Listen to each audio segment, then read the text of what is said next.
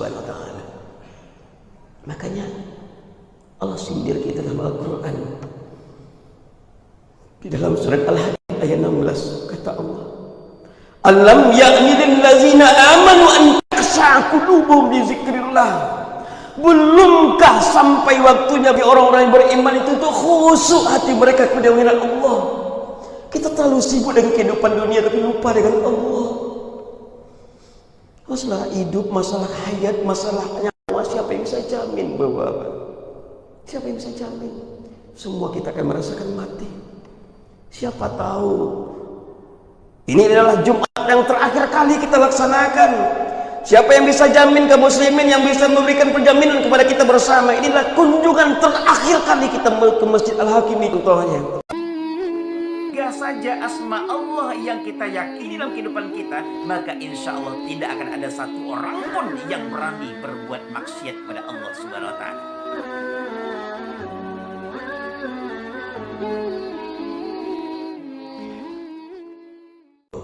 Sadaqallahul azim. Kita berlindung kepada Allah dari godaan syaitan yang terkutuk dengan menyebut nama Allah yang Maha Pengasih lagi Maha Penyayang. Barang siapa yang bertakwa kepada Allah, niscaya dia akan membukakan jalan keluar baginya, dan dia memberinya rezeki dari arah yang tidak pernah disangka-sangka sebelumnya. Dan barang siapa yang bertawakal kepada Allah, niscaya Allah akan mencukupkan keperluannya. Sesungguhnya Allah melaksanakan urusannya. Sungguh Allah telah mengadakan ketentuan bagi setiap sesuatu. Maha benar Allah dengan segala firman-Nya. Al-Quran surat At-Talaq ayat yang kedua dan ayat yang ketiga. Bapak-bapak, saudara-saudara kaum muslimin sedang jemaah Jumat yang dirahmati Allah Subhanahu wa ta'ala. Puji syukur marilah sama-sama kita haturkan kehadirat yang Maha Kuasa yang selalu melimpahkan nikmatnya kepada kita bersama. Nikmat Islam, nikmat iman, nikmat kesehatan dan kesempatan yang Allah berikan kepada kita. Sehingga pada siang yang berbahagia ini kaum muslimin, kita telah dapat melangkahkan kaki, mengayunkan tangan, meluangkan waktu, menyempatkan diri itu bersama-sama hadir di Masjid Al-Hakim yang sangat kita cintai dan kita banggakan ini, dengan tujuan untuk mengerjakan sholat Jumat yang diwajibkan kepada kita setiap muslim yang sudah balik berakal setiap hari Jumatnya atau sepekan sekali.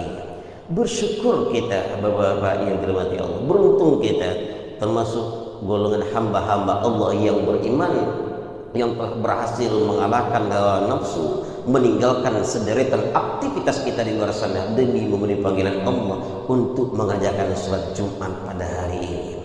Di saat masih banyak di luar sana dari saudara-saudara kita yang mengaku beragama Islam, bahkan mengaku beriman kepada Allah, tapi ketika dipanggil oleh Allah untuk mengerjakan sholat Jumat tidak terketuk dan tersentuh nuraninya untuk meninggalkan aktivitas sehari-harinya demi memenuhi panggilan Allah untuk melaksanakan Jumat. Salawat rangkai salam buat junjungan kita Nabi besar Muhammad sallallahu alaihi wasallam. Allahumma sholli ala sayyidina Muhammad wa ala ali sayyidina Muhammad fil alamin innaka Hamidum Majid. Bapak-bapak, saudara-saudara kaum muslimin yang dirahmati Allah Subhanahu wa taala, sebelum khutbah dilanjutkan, terlebih dahulu khatib berwasiat kepada diri khatib sendiri terkhusus dan kepada kita bersama. Mari sama-sama kita tingkatkan iman dan takwa kita kepada Allah Subhanahu wa taala. Takwa adalah arti selalu mengingatnya, melaksanakan apapun yang diperintahkan oleh Allah, meninggalkan setiap yang dilarang oleh Allah Subhanahu wa taala. Sehingga Rasulullah katakan dalam hadisnya, ittaqillaha haitsuma kunta. Bertakwalah kamu kepada Allah, takutlah kamu kepada Allah dimanapun kamu berada. Baik ketika kita berada di rumah, di kantor, di jalanan, di pasar, dimanapun kita berada harus ingat kepada Allah Subhanahu wa taala.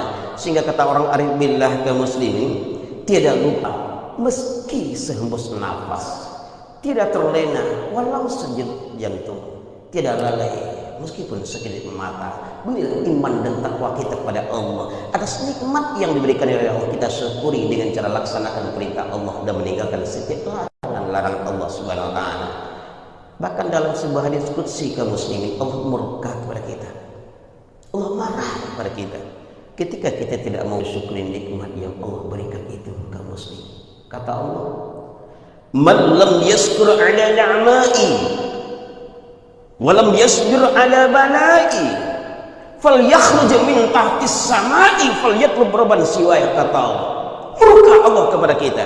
Kata Allah, "Man lam yaskur ala ni'mai," siapa saja di antara kamu yang tidak mau bersyukur atas segala nikmat yang telah aku berikan kepadanya, walam yasbir ala balai, yang tidak mau bersabar atas segala ujian dan cobaan yang telah diberikan kepadanya, falyakhruj min tahtis samai falyatlub rabban siwaya. Kata Allah, silakan keluar dari kolong langitku, cari Tuhan lain selain dari aku. Murka Allah kepada kita di saat kita tidak mau mensyukuri nikmat yang Allah berikan.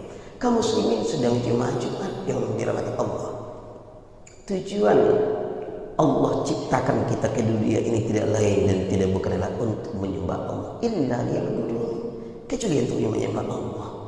Semua dalam kehidupan sehari-hari kaum muslimin. Kita yang kaya diberi kelebihan rezeki oleh Allah, nikmat rezeki yang luar biasa oleh Allah. Contohnya di rumah kita ada seorang pembantu. Manfaat kegunaan dari pembantu dalam rumah tangga itu adalah untuk membantu urusan dalam rumah tangga kita. Bantu kita masak, membantu membersihkan rumah dan sebagainya. Tapi di saat pembantu yang ada di rumah kita, orang yang membantu di rumah kita tidak mau mengerjakan apapun yang kita perintahkan, contohnya mungkin kita akan tegur. Setelah kita tegur masih tidak mau lagi melaksanakan apapun yang kita perintahkan, apa yang kita suruh, piring yang sudah kotor berserakan dibiarkan saja, makanan minuman tidak ada dibiarkan saja, nggak ada yang bekerja sama sekali. Setelah kita tegur mungkin kita akan potong gajinya, terakhir mungkin akan kita berhentikan. Begitu juga dalam kehidupan dunia ini kaum muslimin yang dirahmati Allah, kembali kepada Allah. Andai kata Allah tegur kita, perintahkan kita untuk melaksanakan apapun yang perintahkannya, meninggalkan larangannya. Tapi di saat kita tidak mau melaksanakan itu semuanya, bapak-bapak yang dirahmati Allah, tegur kita. Bagaimana cara Allah tegur kita? Allah turunkan beberapa ujian kepada kita. Ada di antara kita yang diuji oleh Allah dengan sakit. Ada yang hidupnya miskin aja terus. Ada yang hidupnya susah aja terus. Ada yang lambat nikahnya, bahkan ada yang sudah nikah puluhan tahun tapi belum juga dikaruniai oleh Allah seorang anak pun contohnya. Banyak persoalan-persoalan yang kita temui, yang kita hadapi dalam kehidupan ini. Solusi yang terbaiknya itu kaum muslimin tidak ada yang lebih baik dari kembali kepada Allah, taubat kepada Allah, koreksi diri kita masing-masing. Mungkin ada perintah Allah yang belum kita laksanakan. Mungkin ada larangan Allah yang selama ini yang selalu kita kerjakan dalam kehidupan kita, memang dilarang oleh Allah, tapi karena mungkin itu hobi bagi kita, kebiasaan kita, tradisi sejak nenek moyang kita dahulu, kita kerjakan. Kalau memang itu dilarang oleh Allah, yuk berusaha semaksimal mungkin untuk dapat meninggalkannya. Makanya Allah katakan Al-Quran surat At-Taubah ayat 2 dan 3 itu kaum muslimin, siapa yang bertakwa kepada Allah, niscaya Allah akan memberikan jalan keluar dari setiap persoalannya. Imam Hasan Basri itu ketika ditanya, wahai Hasan Basri, saya punya masalah. Masalahmu apa? Saya miskin ya, wahai Hasan Basri. Sudah banyak pekerjaan yang saya geluti setiap hari, tapi enggak juga kaya-kaya, miskin aja hidup saya setiap hari. Apa jawaban Hasan Basri ketika itu kaum muslimin yang luar biasa? Istighfar, mohon ampunlah kepada Allah. Gak lama kemudian datang lagi jemaah atau warga masyarakat yang ngeluh, hidup saya penuh dengan paceklik, susah. Istighfar, ampun kepada Allah. Ada lagi yang ngadu, saya sudah nikah sekian tahun tapi belum juga dikaruniai oleh Allah satu orang anak pun, wahai Hasan Basri. Istighfar, mohon ampun kepada Allah. Berbagai macam persoalan yang dikadukan oleh jemaah kepada beliau, jawabannya cuma itu saja, istighfar, mohon ampun kepada Allah. Lalu ditanya oleh sahabat yang lainnya, wahai Hasan Basri, berbagai macam persoalan yang dikadukan oleh jemaah kita, oleh masyarakat, oleh warga kita kepada engkau dari tadinya, tapi kenapa jawabannya tetap sama? Itu bukan jawaban dari saya, kata Hasan Basri. Allah yang perintahkan. Lihat Al-Quran surat Nur ayat 12 dan 13. Mohon ampun kepada Allah akan berikan jalan keluar dari setiap persoalan kita. Takwa kepada Allah. Makanya kaum muslimin, Ibrahim bin Adham ketika dia berangkat ke pasar Basra ditanya oleh masyarakat, wahai Ibrahim, saya ingin bertaubat kepada Allah, saya ingin kembali kepada Allah, tapi sangat berat rasanya meninggalkan maksiat yang selama ini sudah saya kerjakan setiap harinya, berat rasanya. Saya ingin bertaubat, saya ingin melaksanakan perintah Allah, saya ingin meninggalkan sholat, tapi berat meninggalkan maksiat. Ini bagaimana solusinya, wahai Ibrahim? Kata Ibrahim bin Adham, kaum muslimin yang dirahmati Allah, ada 4 syarat yang harus engkau penuhi, wahai pemuda. Pertama, ketika setiap hari yang kita tidak mau melaksanakan perintah Allah, tidak mau meninggalkan larangan-larangan Allah Subhanahu wa taala, syarat pertama kata Ibrahim, jangan makan dan minum dari rezeki yang diberikan oleh Allah. Jawaban dari pemuda tadi, Bapak yang dirahmati Allah, sangat berat, wahai Ibrahim. Semua yang saya makan, saya minum, saya pakai, saya gunakan, manfaatkan ini, semua adalah milik Allah. Kepunyaan Allah lah semua apa yang ada di langit dan di bumi ini. Kalau begitu, sampaikan kepadaku apa syarat yang kedua. Kata Ibrahim bin Adham, syarat yang kedua, ketika engkau tidak mau melaksanakan perintah Allah, tidak mau meninggalkan larangan Allah, tidak mau kembali kepada Allah, tidak mau mendekatkan diri kepada Allah, jangan tinggal di buminya Allah. Kama wa kafair. Apalagi dalam hadis kursi tadi Allah murka pada kita, diusir kita oleh Allah dari kolong langit, pindah kemana? Semuanya milik Allah. Ini juga sangat berat, wahai Ibrahim. Saya nggak bisa laksanakan. Kalau begitu coba sampaikan kepada aku apa syarat yang ketiga. Siapa tahu syarat yang ketiga ini bisa saya laksanakan, wahai Ibrahim. Kata Ibrahim, silakan engkau bermaksiat setiap harinya. Engkau tidak mau sholat, tidak mau melaksanakan perintah Allah, terserah kepadamu, kata Ibrahim. Engkau masih tetap berzina, tetap minum keras, tetap mabuk-mabukan, tetap berjudi setiap harinya, nongkrong di warung berjudi setiap hari, silakan laksanakan itu semuanya. Silakan engkau berbuat sesuka hatimu, tapi ketika engkau lakukan itu semua, cari satu tempat yang kira-kira tidak bisa dilihat oleh Allah. Malu hendaknya dengan Allah. Kita tinggal di buminya Allah, makan dan minum semua fasilitas diberikan secara gratis oleh Allah, tapi masih bermaksiat kepada Allah. Apakah malu kita dengan Allah? Bapak yang dirahmati Allah Subhanahu wa taala. Makanya Allah sindir kita dalam Al-Qur'an. Di dalam surat Al-Hadid ayat 16 kata Allah, alam ya'ni lil ladzina amanu an takhsha qulubuhum li dzikrillah. Belumkah sampai waktunya bagi orang-orang yang beriman itu untuk khusyuk hati mereka kepada mengenal Allah? Kita terlalu sibuk dengan kehidupan dunia tapi lupa dengan Allah. Masalah hidup, masalah hayat, masalah nyawa, siapa yang bisa jamin bahwa siapa yang bisa jamin? Semua kita akan merasakan mati.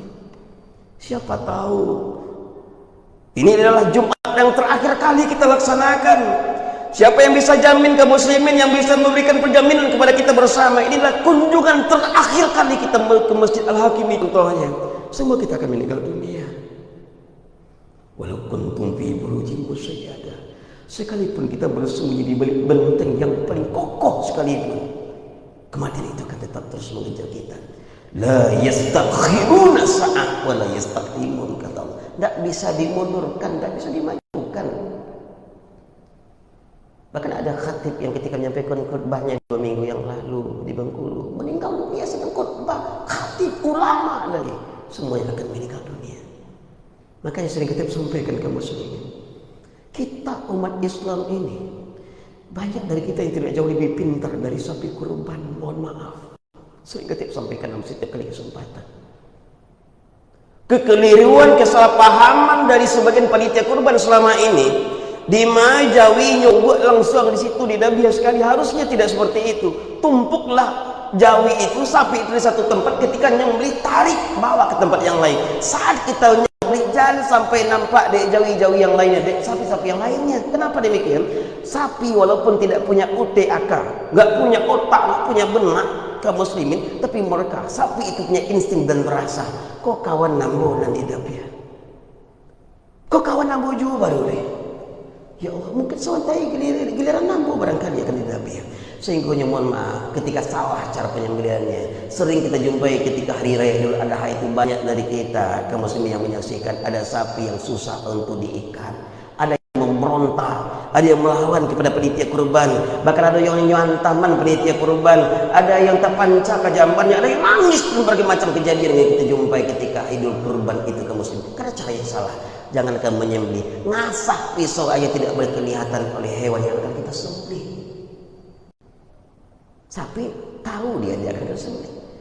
Kita umat Islam kaum muslimin sering menyaksikan ada orang meninggal dunia, sering pergi bertakziah, bahkan mengantarkan jenazah sampai ke kuburannya. Tapi sangat sedikit dari kita yang sadar bahkan menyadari, kudun sana ambo yang meninggal, kok kawan ambo yang meninggal, kok tetangga ambo yang meninggal. Barangkali sebentar lagi giliran ambo, ya Allah. Sehingga kita dalam setiap kehidupan kita kaum muslimin selalu berusaha bertakwa kepada Allah, selalu berusaha mendekatkan diri kepada Allah. Tidak ada solusi yang paling jitu, paling mujarab dalam kehidupan ini, yang paling makbul kaum muslimin, apapun persoalan kita selain dari mendekatkan diri kepada Allah, koreksi diri kita masing-masing. Makanya Bapak yang dirahmati Allah Subhanahu wa taala, kembali kepada Allah Subhanahu wa taala. Sering kita sampaikan, kita seorang muslim yang sudah balik berakal, ketika sudah berusia 20 tahun, itu sudah melaksanakan Jumat, mengerjakan Jumat lebih kurang sekitar 650 kali. Saat usia kita 20 tahun, itu sudah 650 kali. Ketika usia kita 30 tahun, sudah berusia kita sudah usia 30 tahun, sudah sekitar 1150 kali kita mengerjakan sholat Jumat ke muslimin. Karena setahunnya minimal sekitar 500 kali dalam 10 tahun, 50 kali dalam setahun, 500 kali dalam 10 tahun. Dan saat usia kita 40 tahun contohnya, itu artinya sudah 1650 kali kita mengerjakan Jumat. Tapi dari Jumat yang kita kerjakan selama ini, dari ibadah-ibadah yang kita kerjakan selama ini, ada berapa dampak positif dan perubahan pada diri kita masing-masing kaum muslimin. Kalau masih pendutu juga jadi manusia, masih mempergunjingkan orang lain, masih ada dari kita yang tidak punya sifat tawadu dan sombong dalam kehidupan kita, masih ada kita yang tidak berikhlas dalam berbuat, dalam bertingkah laku, dalam aktivitas kita masing-masing, itu tandanya belum sempurna ibadah kita kerjakan, belum termasuk kita orang yang mendirikan sholat, hanya sekedar mengerjakan sholat baru. Makanya Bapak yang dirahmati Allah, sering kita sampaikan, dari selesai Jumat, para alim ulama menganjurkan selesai mengerjakan Jumat, duduk bermenunglah, duduk tafakurlah agak 5 menit jadi di masjid di mana kita Jumat. Kaji balik, kita tanya dari kita, apakah Jumat yang kita kerjakan barusan memang sudah sesuai dengan aturan, memang sesuai dengan ajaran yang disampaikan oleh Allah dan Rasulnya. Layu oleh kari-karimu ibadah wadi Allah itu indah. Sampai di rumah, duduklah kita di depan cermin kaum muslimin, tatap diri kita. Yolai masih sagagahana dulu juga walai. Sampaikan kepada diri kita, wahai fulan, sebut nama kita, engkau akan meninggal dunia. Semua kita akan meninggal dunia. Siapa jamin kaum muslimin? 40 tahun usia kita hari ini, akankah masih sedikit ada sisa kita, umur kita 40 tahun lagi? Nggak ada jaminan. Banyak dari kita 50 tahun, 45 tahun dipanggil oleh Allah, 55 tahun, 60 tahun dipanggil oleh Allah. Tidak tahu bila akan dipanggil oleh Allah, dengan cara apa Allah akan panggil kita, di manakah tempatnya, kapan waktunya, hanya Allah yang maha mengetahui. Karena itu persiapkan diri kita sebaik-baiknya. Saya kita sampaikan ke muslimin, kita hidup di dunia sama seperti motor metik, seperti Vario itu yang pakai fitur CBS Combo Brake System. Ketika rem tangan yang sebelah kanan atau rem depan kita tekan, rem belakang tidak akan pernah ikut. Rem belakang yang kita tekan, yang kanan dan rem depan pasti akan ikut. Rem kanan atau depan itu adalah dunia, karena berada di hadapan kita, nampak nyata di depan kita. Rem belakang itu adalah akhirat. Ketika rem depan dan rem kanan yang kita tekan, rem belakang tidak akan pernah ikut. Rem belakang yang kita tekan, rem kanan dan rem depan pasti akan ikut. Dunia yang kita cari, akhirat pasti akan tinggal. Akhirat yang kita cari, dunia pasti akan ikut ke muslim. Silakan coba nantinya. Tidak ada solusi lain dari mendekatkan diri kepada Allah Subhanahu wa taala. Mari sama-sama kita kembali kepada Allah Subhanahu wa taala. Apapun persoalan dalam kehidupan kita, kabulkan kepada Allah. Obat dari penyakit itu ke muslimin, kita minum obat sekian banyak, itu hanya fasilitas yang diberikan oleh Allah. Yang menyembuhkan itu tetaplah Allah Subhanahu wa taala. Berbanyak istighfar, itu teguran dari Allah. Hidup kita miskin, hidup kita susah, banyak persoalan dalam kehidupan kita, teguran dari Allah Subhanahu wa taala. Mari kita dekatkan diri kepada Allah Subhanahu wa taala. Setiap apa yang kita lakukan dalam kehidupan ini, Bapak yang dirahmati Allah, hendaknya bernilai ibadah di sisi Allah Subhanahu wa taala. Hendaknya ketika kita dipanggil oleh Allah, sebagaimana disampaikan Rasulullah seperti apa kita menjalani kehidupan ini, seperti itulah kita akan meninggal dunia nantinya. Yang rajin datang ke masjid, yang rajin berjemaah ke masjid, insya Allah akan dipanggil oleh Allah dalam keadaan beribadah kepada Allah. Yang rajin berjudi, mabuk-mabukan, minum keras, insya Allah akan dipanggil oleh Allah dalam keadaan bermaksiat kepada Allah Subhanahu wa taala. Hidup adalah sebuah pilihan, tergantung kepada kita mana yang akan kita pilih kaum muslimin. Ingin husnul khotimah atau su'ul khotimah dalam kehidupan kita. Ke masjid itu sampai tua, sampai meninggal dunia, bukan sudah tua baru ke masjid, bukan sudah pensiun baru ke masjid. Ketika hilang sendal kita, hilang sepatu kita, hilang barang kita di masjid, itu malah hanyalah masalah dan musibah yang sangat kecil kaum muslimin. Masalah terbesar itu ketika sendal kita, sepatu kita tidak pernah nongol satu kali pun di masjid. Ini masalah yang sangat besar. Mari kita dekatkan diri kepada Allah Subhanahu wa taala. Fa'tabiru ya ulil absar la'allakum turhamun.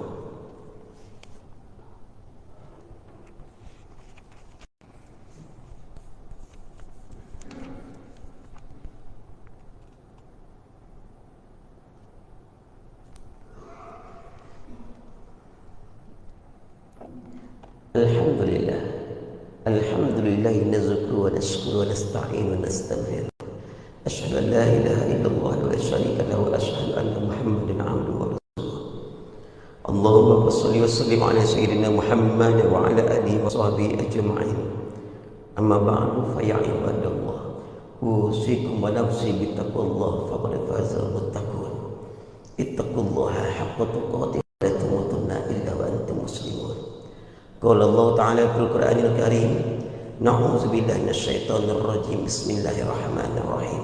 Wal 'asr innal insana lafi khusr illa alladziina aamanu wa 'amilus shalihaati wa tawassaw bil haqq wa tawassaw bis sabr. Kaum muslimin yang dirahmati Allah, Allah bersumpah dalam surat Al-Asr, dalam rumusan ilmu tafsir, ketika ada satu surat, satu ayat yang diawali oleh Allah dengan huruf qasam, huruf sumpah, huruf waw, ba dengan ta, itu tandanya akan ada satu informasi yang sangat penting yang ingin Allah sampaikan kepada kita. Dalam surat Al-Asr Allah bersumpah demi waktu, wal asr demi masa. Sesungguhnya manusia itu berada dalam kerugian. Siapa manusia yang tidak akan merugi itu? Illal ladzina amanu wa 'amilus shalihaati wa tawassaw bil haqq wa tawassaw bis sabr. Manusia yang tidak akan merugi itu kaum muslimin adalah orang-orang yang beriman kepada Allah dan beramal soleh. Nasihat menasihati dengan kebenaran dan nasihat menasihati dengan kesabaran. Tugas amar ma'ruf nahi munkar itu bukanlah tugas dari para alim ulama saja, bukan tugas dari para ustaz dan ustazah saja, tidak, tapi kewajiban kita bersama. Kita hidup dalam satu kampung, satu daerah itu sama ibaratnya tinggal dalam satu kapal.